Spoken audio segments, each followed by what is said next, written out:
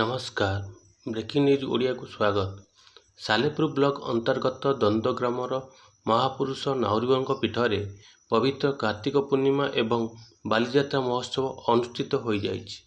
ପ୍ରତିବର୍ଷ ପରି ଚଳିତ ବର୍ଷ ମଧ୍ୟ ମହାପୁରୁଷ ନାଉରୀବାଙ୍କ ପୀଠରେ ଭାଗବତ ସପ୍ତାହ ସହ ବାଲିଯାତ୍ରା ମହୋତ୍ସବ ମହା ଆଡ଼ମ୍ବରରେ ପାଳିତ ହୋଇଛି।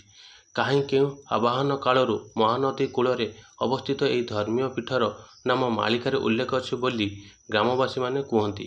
କିମ୍ବଦନ୍ତୀ କୁହେ, ଏହି ସ୍ଥାନ ସହିତ ମହାପୁରୁଷ ଶ୍ରୀ ଅଚ୍ୟୁତାନନ୍ଦଙ୍କ ନାମ ଯୋଡ଼ି ହୋଇଅଛି। ଏହି ପବିତ୍ର ସ୍ଥାନରେ ଶ୍ରୀ ଅଚ୍ୟୁତାନନ୍ଦ ବିଶ୍ରାମ କରି ନଦୀ ପାର ହୋଇ ଯାଆନ୍ତି ବୋଲି ଦନ୍ଦୋ ଗ୍ରାମର ବୁଦ୍ଧିଜୀବୀମାନେ କୁହନ୍ତି। ପବିତ୍ର କାର୍ତ୍ତିକ ପୂର୍ଣ୍ଣିମାରେ ମହାପୁରୁଷଙ୍କ ଦର୍ଶନ କଲେ ଭକ୍ତମାନଙ୍କର ସମସ୍ତ ମନସ୍କାମନା ପୂର୍ଣ୍ଣ ହୁଏ ବୋଲି ଭକ୍ତମାନଙ୍କ ବିଶ୍ୱାସ ଅଛି। ଏଠାରେ ପ୍ରତିବର୍ଷ କାର୍ତ୍ତିକ ପୂର୍ଣ୍ଣିମାରେ ବାଲିଯାତ୍ରା ମହୋତ୍ସବ ଅନୁଷ୍ଠିତ ହୋଇଥାଏ।